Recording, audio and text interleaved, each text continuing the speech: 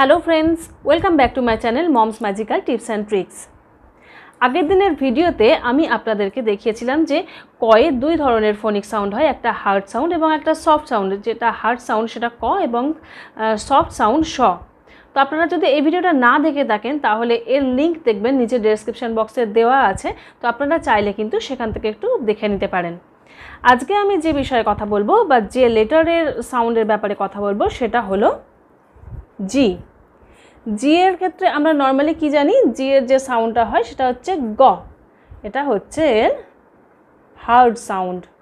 ওকে, কিন্তু জি এর আরেকটা সাউন্ডও হয় যেটা জ উচ্চারণ হয়, সেটা বর্গীয় জ হতে পারে বা অন্ত্যস্ত জ হতে পারে। তো এটা হচ্ছে জি এর সফট সাউন্ড।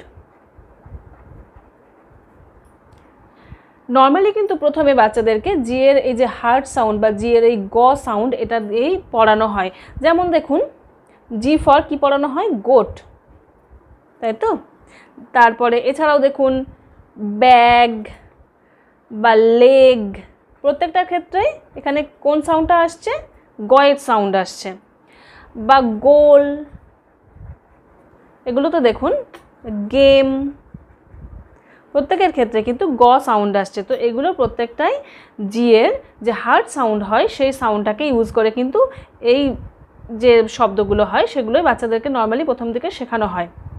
তো এবার আমরা দেখে নিই যে জি এর সাউন্ড কখন জ হবে। তো আমি আপনাদের একটা শব্দ দেখাচ্ছি, যেমন দেখুন ENGAGE, এর উচ্চারণ কি বলি আমরা, এনগেজ, তাই তো। তো এটার উচ্চারণ কিন্তু গ হচ্ছে, আর এটার উচ্চারণ দেখুন জ হচ্ছে। যদি আমরা এটা বাংলায় লিখি তাহলে এনগেজ কেমন লিখবো, এন গেজ, তাই তো লিখবো তো এনগেজ। তো এখানে দেখুন গ আর জ, তো এটা হচ্ছে হার্ড সাউন্ডের উচ্চারণটা আসছে আর এটা সফট সাউন্ডের যে উচ্চারণ হয় সেটা আসছে। তাহলে এবারে বলি যে কেন এই রকম দুই ধরনের সাউন্ড ফর্মেশন হচ্ছে। যখন জি এর পরে ই, আই অথবা ওয়াই এই তিনটে লেটারের মধ্যে যে কোনো একটা লেটার থাকবে, সেক্ষেত্রে নর্মালি দেখা যায় যে এর সাউন্ডটা জ আসে, মানে জি এর সাউন্ড জ আসে, সাধারণত এটাই আসে। এর প্রচুর কিন্তু এক্সেপশনও আছে, এক্সেপশনগুলো আমি আপনাদের পরে দেখাচ্ছি, মানে ব্যতিক্রমী যে উদাহরণগুলো হয় সেগুলো আমি আপনাদের পরে দেখাচ্ছি। আগে দেখে নিই আমরা যে জি এর পরে ই, আই বা ওয়াই বসালে কীভাবে এই সাউন্ডগুলো তৈরি হচ্ছে। যেমন দেখুন জি ই এম, এটা কি উচ্চারণ হচ্ছে, জেম। যদি বাংলায় লিখি তাহলে দেখুন জেম উচ্চারণ হচ্ছে, তো মানে রত্ন যেটাকে বলে সেই জেম। সেরকমই দেখুন আমরা যে জার্ম কথাটা বলি না, GERM, এক্ষেত্রেও দেখুন জ উচ্চারণ হচ্ছে কিন্তু জার্ম, জার্ম মানে কি জীবাণু। এখানেও দেখুন জি এর পরে কিন্তু ই আছে, এখানেও জি এর পরে ই আছে, তো যার জন্য কিন্তু এটা বর্গীয় জ বা জ সাউন্ডটা তৈরি হচ্ছে। এবার ধরুন আই দিয়ে কিছু এক্সাম্পল দিচ্ছি। যেমন ধরুন আই দিয়ে বাচ্চাদের পড়ানো হয়, দেখবেন অনেক সময় জিরাফ, GIRAFFE, জিরাফ। তো জি এর পরে কি আছে, আই আছে, এই যে আই, যার জন্য কিন্তু এখানে এই জ সাউন্ডটা আসছে। এছাড়াও দেখুন আর একটা হয় এক্সাম্পল জায়ান্ট, GIANT, এখানেও জি এর পরে আই আছে, তো যার জন্য কিন্তু জায়ান্ট সাউন্ডের এই যে জ সাউন্ডটা আসছে। সেরকমই জি এর পরে ওয়াই দিলে দেখুন GYM, কি হয়, জিম। অনেকে জানতো জিম করতে, সেই জিম। বা আরেকটা হয় এনার্জি, ENERGY, এখানেও এটা কি উচ্চারণ হচ্ছে, এনার্জি, এখানেও জয়ের উচ্চারণটাই কিন্তু আসছে। তাহলে দেখলেন তো, সাধারণত দেখা যায় যে জি এর পরে ই, আই অথবা ওয়াই এগুলো বসলে কি হয়, বর্গীয় জ বা জ সাউন্ডটা তৈরি হচ্ছে।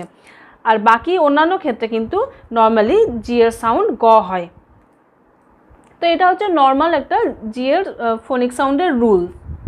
এবার আমি আপনাদের এমন কিছু এক্সাম্পল দেখাচ্ছি যেখানে দেখবেন জি এর পরে ই, আই অথবা ওয়াই থাকা সত্ত্বেও কিন্তু উচ্চারণটা গ এর সাউন্ডেই হচ্ছে। যেমন আমরা বলি না গিফট, গিফট, দেখুন এখানে কিন্তু জি এর পরে আই আছে, কিন্তু তবুও উচ্চারণটা কিন্তু কিসের আসছে, গয়ের আসছে। এগুলো এক্সেপশন, এগুলোকে একটু জাস্ট মুখস্থ করতে হবে বা পড়তে পড়তে এগুলো অভ্যাস হয়ে যাবে। তারপর আরেকটা ধরুন গিভ, এখানেও দেখুন জি এর পরে আই রয়েছে, তবুও কিন্তু এখানে জি এর সাউন্ডটা গ হচ্ছে। বা গেট, এক্ষেত্রে দেখুন জি এর পরে কিন্তু ই রয়েছে। নর্মালি কি হয়, ই থাকলে তো বর্গীয় জ সাউন্ড হওয়ার কথা, কিন্তু জ সাউন্ড হচ্ছে না, গ সাউন্ডই হচ্ছে, গেট। বা গিজার, আমরা বলি না যে জল গরম করা হয়, গিজার, JEYSER, গিজার, এক্ষেত্রেও কিন্তু গ সাউন্ডটাই আসছে। আর জি এর পরে ওয়াই থাকা সত্ত্বেও যেখানে গ সাউন্ড আছে, সেরকম আরেকটা এক্সাম্পল হচ্ছে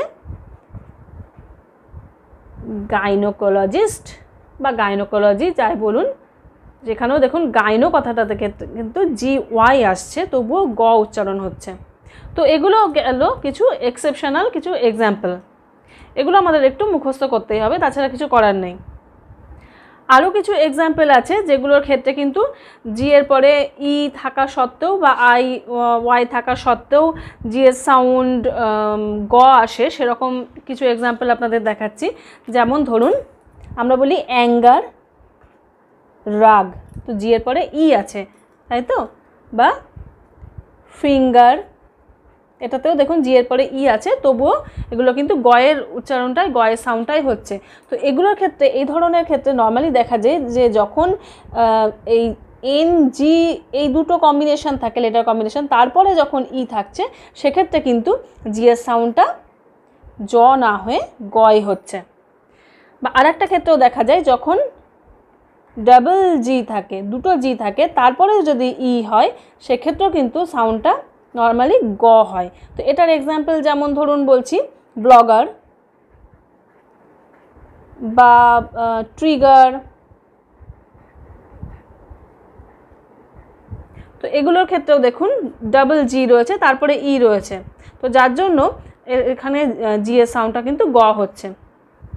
তো আমরা যখন নতুন কোনো ওয়ার্ডের স্পেলিং এভাবে করতে যাব, তখন যদি আমরা এই ছোট ছোট জিনিসগুলো একটু খেয়াল রাখি যে জি এর আগে পরে কি রয়েছে, বা এখানেও জি এর আগে পরে কি রয়েছে, সেক্ষেত্রে কিন্তু এই ধরনের স্পেলিংগুলো করা অনেক বেশি সোজা হয়ে যাবে।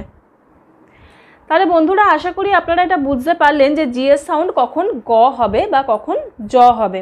আর এক্সেপশনাল যে এক্সাম্পলগুলো আপনাদের দিলাম, সেগুলো তো আপনাদের আগেও বললাম যে একটু জাস্ট এগুলোকে মেমোরাইজ করতে হবে আমাদেরকে, তাছাড়া কিছু করার নেই।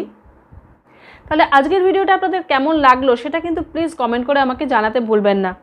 আর ভিডিওটা যদি আপনাদের কাছে ইউজফুল বলে মনে হয়, তাহলে প্লিজ ভিডিওটাকে লাইক করবেন আর অন্যদের সাথে শেয়ারও করবেন। আর এই চ্যানেলে যদি আপনি নতুন হয়ে থাকেন, তাহলে প্লিজ প্লিজ চ্যানেলটাকে সাবস্ক্রাইব করবেন। আজকের মতো তাহলে আসি, ভালো থাকবেন, সুস্থ থাকবেন।